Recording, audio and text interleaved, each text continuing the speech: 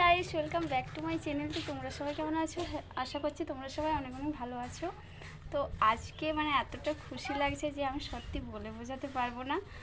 ভীষণ ভীষণ ভীষণ ভালো লাগছে যে আজকে এতদিন পর আমি একটা আমার নিজের স্বপ্ন পূরণ করব। তো সত্যি খুবই ভালো লাগছে। তো চলো দেখো কি সেটা, কোথায় বা যাচ্ছি হঠাৎ, কী বা এমন স্বপ্ন। তো চলো সবটাই শেয়ার করো তোমাদের সাথে। চলো চলো চলো এবার বেরিয়ে পড়েছে স্বপ্ন পূরণের উদ্দেশ্য। কী এমন স্বপ্ন, কোথায় বা যাচ্ছি আমরা? দাঁড়াও দাঁড়াও, তার আগে তোমরা একটু দেখো আমি কতই না তোমাদের সাথে ইয়ার্কি করছি। আচ্ছা, আমরা কিন্তু ভাইকেও নিয়ে এসেছিলাম আমাদের সাথে। চলো তোমাদেরকে যে পর সব কিছুই বলছি ক্লিয়ারলি। আচ্ছা, আমরা কিন্তু চলে এসেছি আমাদের উদ্দেশ্যে। এবার এখানে আমরা চলে গেলাম কিসের জন্য? আমরা এই দোকানে এসেছিলাম। আমাদের কিন্তু অনেক দিন ধরে একটা ফ্রিজের খুবই প্রয়োজন, তো আমরা সেটার জন্য এসেছি। স্বপ্ন ছোট হোক কিংবা বড় হোক, স্বপ্ন কিন্তু স্বপ্নই। আর এটা আমার অনেক দিনেরই স্বপ্ন। এর পেছনে কিন্তু একটা অনেক বড় রহস্য আছে। দাঁড়াও দাঁড়াও, তোমাদেরকে সবই বলবো। তার আগে আমি ফ্রিজের নিয়ে কিছু বলি। আমার কিন্তু অনেক দিন ধরে স্বপ্ন ছিল যে একটা ফ্রিজ নেব। অনেক দিন ধরে কথা কাটাকাটি চলছিল, বাট আজকে ফাইনালি আমরা চলে গেলাম। আমরা কিন্তু বাড়ির থেকে এসেছিলাম ডিসাইড করেছে আমরা কীরকম ফ্রিজ নেব এবং কোনটা নেব। কারণ আমরা আগেও একবার ভেবেছিলাম আসবো, কিন্তু সেই তখন কিন্তু ফ্রিজটি লঞ্চ হয়নি। আর আমরা জানতাম যে এরকম একটা জিনিস আসবে আর কি। এই ফ্রিজটি কিন্তু ফেব্রুয়ারি মাসে লঞ্চ হয়েছে।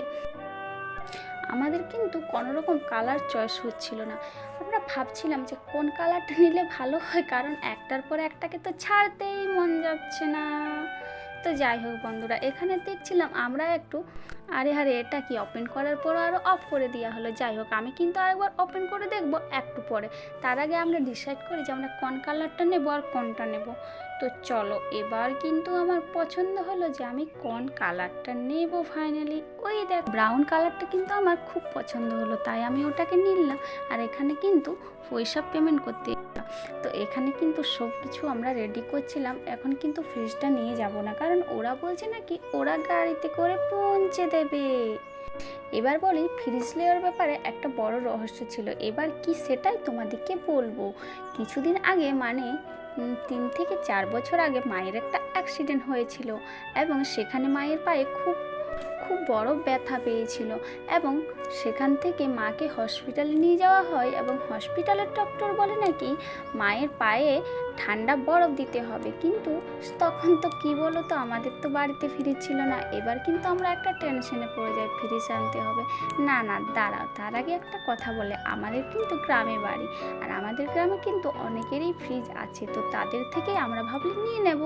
কিন্তু সব থেকে বড় একটা কথা আছে যে আমরা যার বাড়িতেই যাতে 2 দিন কি 3 দিন দিত, কিন্তু তারপরে বলতো না আমাদের ফ্রিজ খারাপ হয়ে গেছে, অথবা অন্য কোনো বাহানা করে দিত।